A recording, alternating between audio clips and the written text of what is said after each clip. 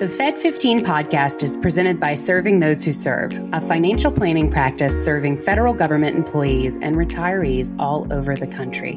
This podcast is for informational purposes only and is not intended to be taken as financial advice. All listeners should consult their personal advisors before taking any action. The opinions expressed by our hosts are their own and do not reflect the views, policies, or position of either Raymond James or Serving Those Who Serve. Securities are offered through Raymond James Financial Services, Inc., member FINRA SIPC. Investment advisory services are offered through Raymond James Financial Services Advisors, Inc. Serving Those Who Serve is not a registered broker-dealer and is independent of Raymond James Financial Services, Inc. Hello, everyone, and welcome to this week's episode of the Fed15 podcast, presented by Serving Those Who Serve. Each week, we will discuss the latest news and info that feds need to know in 15 minutes or less. So whether you are a seasoned federal employee or whether you are a brand new baby Fed just starting out in your career, Fed15 has got you covered. So grab your coffee, kick back, and we'll tell you what you need to know but might have missed this week. We are your hosts. I'm Katelyn Murray, and I am joined by a perennial guest on the show, Chelsea English. Chelsea, welcome back. Hey, Katelyn. Happy to be here. How's it going? Going well. It's going well. I love our Chelsea episodes. It's always kind of a fun spice to add to the mix here at the Fed15. So we're giving Dan a week off. So we got some emails on the episode of, concerned citizens for seniors when he was sharing that he's Wolverine and he's going to be working till 90. So I have to demonstrate that we do actually give him a day off every now and again. So yeah, he deserves it. For sure. So we want to, obviously we know that podcasts exist out of space and time, but for important occasions, we do kind of break that rule here on the Fed15. We do want to take a moment to wish everybody a happy belated Veterans Day. This episode is airing obviously the day after Veterans Day. So we want to take a moment to acknowledge all of our men and women in the armed services.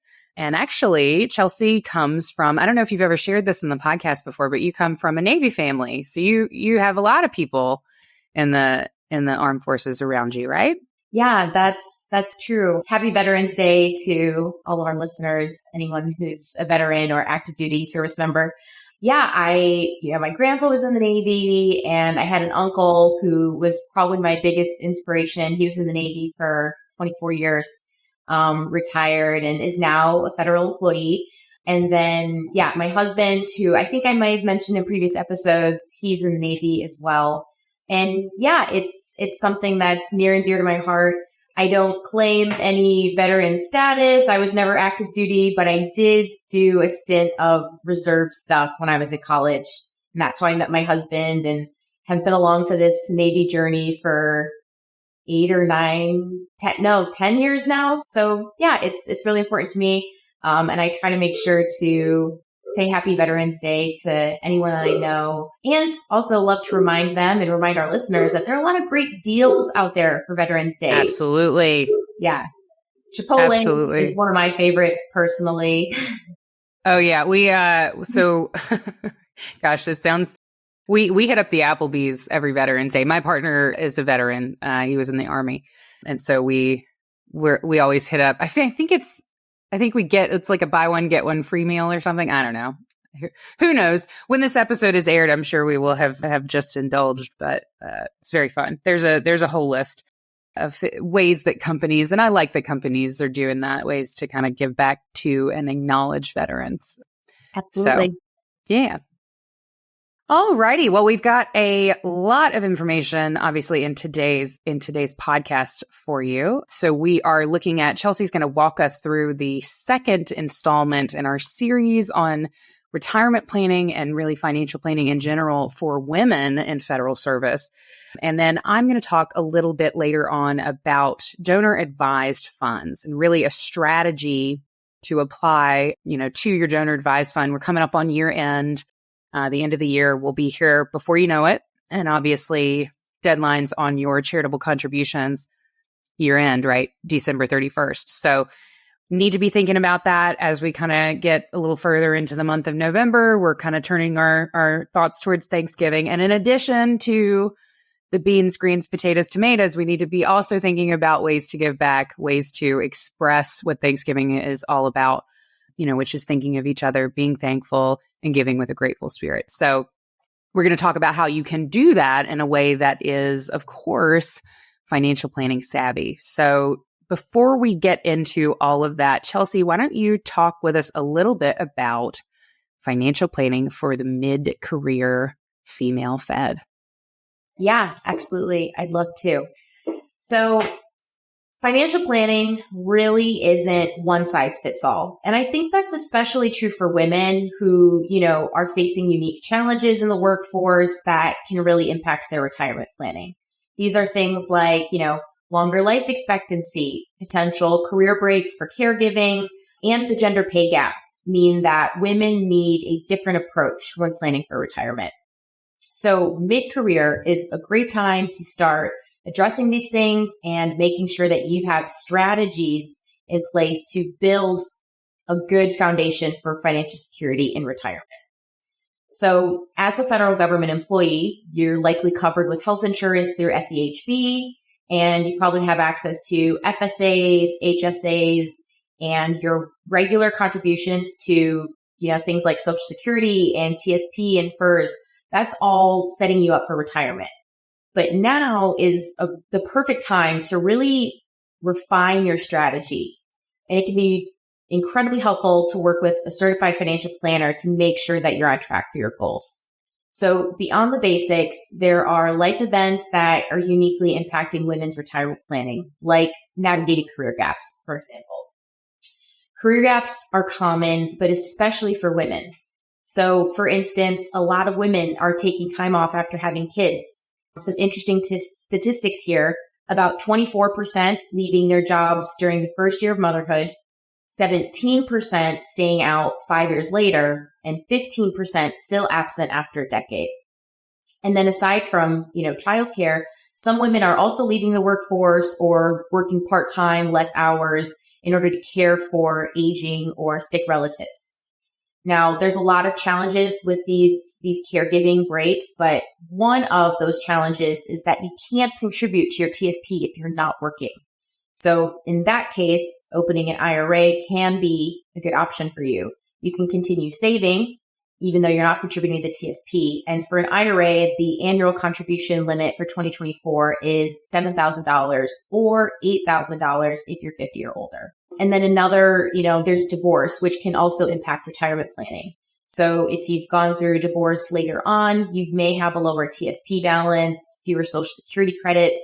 So catching up on TSP contributions, at least to reach the full employer match, is crucial. Now, speaking of TSP, increasing your contributions is a key step in building up your retirement. So a lot of people, they know about the 5%. Contributing up to 5% of your salary means that you're getting the full match. But if you're not doing that yet, it's not too late to start. And I want to stress that. I think so many people, they have this like, oh, well, I haven't done it. It's too late. I might as well just, keep doing what I'm doing. But it's never too late to start. And this is especially important if you're in your 50s and you're eligible for catch-up contributions. So the extra contributions can really go a long way in growing your TSP. And in 2024, the regular TSP contribution limit is $23,000, and that annual catch-up amount is $7,500. Now, I know it feels tricky to balance TSP contributions with all of your other everyday expenses, like the mortgage and kids' college savings and household costs like Halloween candy and Halloween costumes and Thanksgiving prep and whatever. Chelsea knows that my Halloween budget is excessive, folks. She's calling me out. Not just you. We're in that same boat together. Yeah. And so it feels tricky to balance all of these things, right? You want to be present in your day-to-day life and making sure that you're still living your life, but also, kind of paying your future self and making sure that you're preparing for retirement. So it can feel hard to strike that balance, but there are ways to do that. And so, you just gotta think about prioritizing and knowing that, you're taking care of current you and future you. So at this stage, mid-career, you're likely focusing on family needs and career advancement and maybe saving for college. But it's also the right time to prioritize retirement. So like I mentioned earlier, working with the CFP can help you map out strategies that fit your goals. It can help you analyze how promotions and salary increases are going to impact your retirement, assessing life insurance needs as your kids get older, and also addressing things like long-term care or disability coverage. So here at Serving Those Who Serve, we have decades of experience working with federal employees. And this is something we're really proud of. Our team is made up of 66% women. So that means that we really, truly understand the unique challenges that female federal employees face. So please, please, please reach out to us here at Serving Those Who Serve to learn how we can help you plan for and achieve your retirement goals. Yeah, thanks for that, Chelsea. I think, the thing, part of the reason that we're so proud of the firm being 66% women, this industry, the financial services industry, is largely male dominated. And so when we say that we can help you plan because we understand the obstacles that you're facing, the challenges that you're facing, it's because we're facing them too. And I think that, coming from it from that perspective, it definitely is different. So definitely encourage folks who are kind of in that kind of mid-career space. As Chelsea said, you're juggling a lot. You got college funding, you've got kids costs, and when you have kids, money just disappears. I get it. But the more work that you can put in towards your long-term planning, towards funding those long-term goals like retirement, the less of a crunch you're going to feel leading up to retirement. The time to save for retirement is not 5 years before, not even 10 years before. It's when when you first sign on as a Fed and you first learn about what the TSP is and the work that you put in there, even though it may not feel like you're contributing very much, over 10, 20, 30 years over the course of your career, that can, that money can really grow if tended to properly. So thanks so much for going over that article, Chelsea. Yeah. Awesome. Well, now let's layer another kind of layer of complication on here and talk about charitable giving, because also many of us are charitably inclined. And that is kind of an additional layer that we're throwing on top of, saving for retirement, trying to save for ourselves, trying to save for kids' college, and trying to afford, ever increasing costs of living. So for the charitably inclined, Serving Those Who Serve, obviously very big on giving. And we like to try to help our clients do that in ways that are tax mindful, right? So one of our kind of strategies, or one of the vehicles for that, is the donor advised fund. If you are a regular listener of the podcast, you've probably heard Dan and I talk about those before. A donor advised fund, for anybody who is, just now hearing about this, it is an investment account for donating assets to 501c3 IRS qualified public charities. In 2022, and I thought the stat was really interesting, donor advised fund charitable contributions exceeded $52.1 billion. And grant growth, by the way, is up 118.5% since 2018, which I think is great. I think there's a lot of organizations and charities out there that are doing work that has to be done in the charitable sphere. And I think it's important, for all of us as citizens to define what causes are particularly important for you, and then kind of create a culture of giving around that, particularly if you have kids. I think it's a great sort of, standard to set. It's a great habit to expose them to. So the recent increase in donor advised funds really are due to tax advantages. These are really smart accounts to set up. You can do immediate deductions. You get tax-free growth within the donor advised fund. And importantly, you can implement a strategy, which we like to call bunching contributions under current tax laws, to really maximize your deductions. I will say we've talked a lot about TCJA, the Tax Cuts and Jobs Act of 2018 here. And I think that the increase, right, I think it's not surprising to me that grant growth is up 118.5% since 2018, because so are our standard deductions. So if you are filing itemized, you kind of need to increase your charitable contributions in order for that to be advantageous in an environment where the standard deduction is fairly high. So just wanted to kind of toss that out there for my folks who are kind of interested in how all of the different pieces fit together, particularly with tax planning. So benefits of donor advised funds. Obviously, if you set up a donor advised fund, it is in your name. You are the donor, and you can gift from that donor advised fund out to qualified 501c3 charitable organizations. Now, once you have made a contribution to the donor advised fund, even though the donor advised fund exists in your name, you cannot reverse it. The donor advised fund, I tell people to think about it like a much less complicated version of your own kind of like private foundation, right? Once the money goes into the donor advised fund, it doesn't come back out. It gets distributed to charities. However, while it's sitting there, it can grow. So you could contribute $10,000 to a donor advised fund. And, in a couple of years, maybe you've got $15,000 that you can gift out to your charitable organizations. So there's minimal paperwork to set up a donor advised fund. It is much more similar to setting up a brokerage account as opposed to something like a charitable foundation, which has lots of red tape. And there's no startup fee generally on a donor advised fund. Depending on the custodian and where that donor advised fund is actually housed, you may have maintenance fees, you may have minimum donation requirements, but typically it's a very low cost way to set up a charitable giving account. Another thing is you can donate to multiple charities from that one centralized donor advised fund because your fund sponsor handles all of the admin work. So if you can move money into your donor advised fund without specifically knowing what charity you're going to give what to. And we'll talk about that more in a moment with bunching. The other thing with donor advised fund, you get immediate tax benefits, even if the charitable distributions actually happen later. So when you move money or assets into the donor advised fund, the year that you do that transaction is when you take your tax deduction.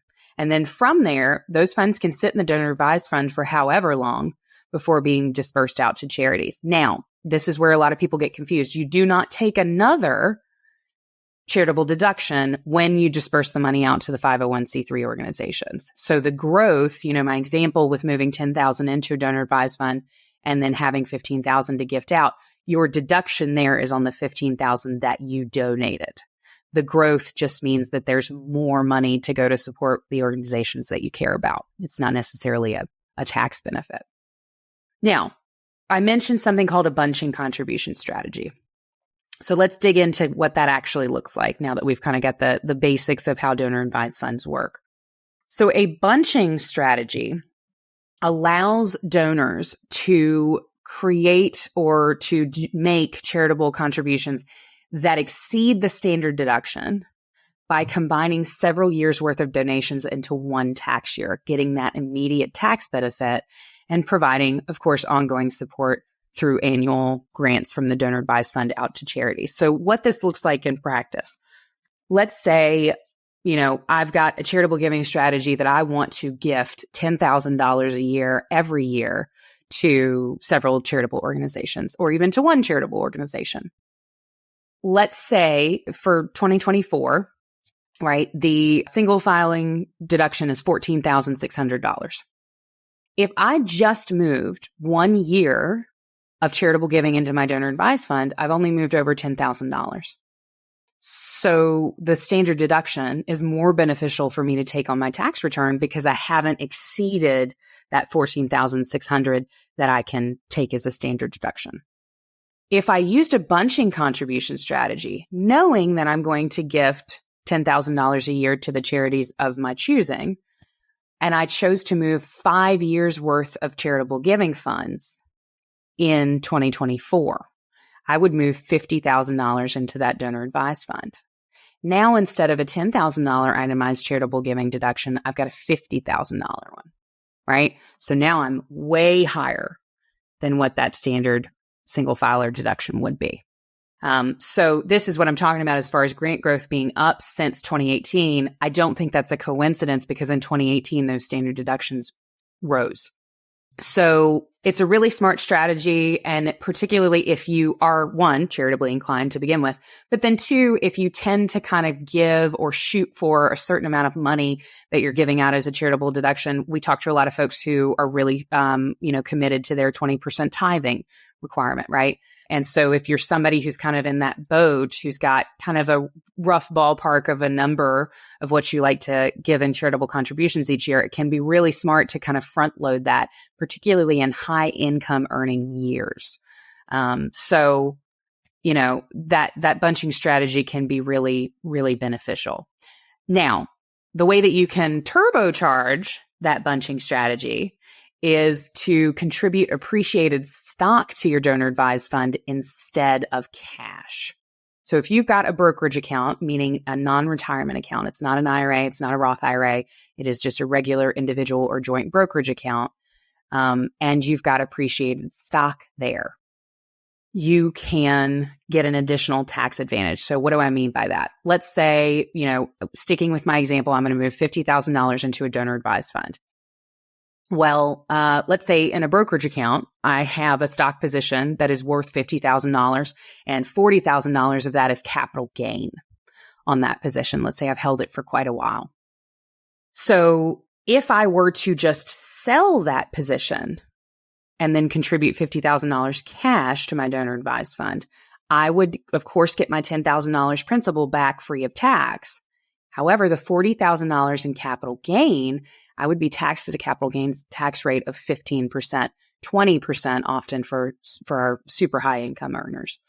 If I decided to contribute stock to my donor advised fund, which absolutely can be done, and I just moved over $50,000 worth of shares to that donor advised fund, then I can sell those shares in the donor advised fund, or I can keep it invested for growth, and I don't have to pay that capital gains tax.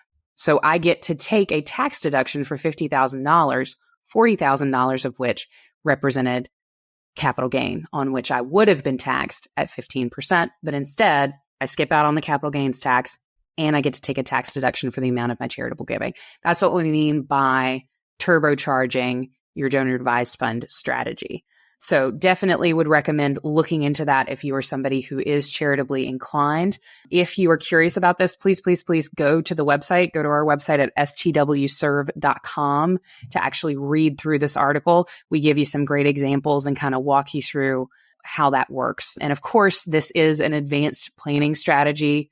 So we recommend obviously working with a financial professional. If you don't have one, feel free to reach out to the team and ask STWS at stwserve.com. And we'd be happy to kind of talk with you and see if this strategy works for you. Because like anything in financial planning, it is definitely not one size fits all. Thanks so much for sharing all of that. I think it's so important, around this time of year, I think people are wondering, how can I be more charitable? They are charitably inclined and they don't know how to go about doing that, or they don't know that there are, different ways to be charitable and different options for giving. I think this is such a great strategy. Again, not for everyone, but it's a great option out there.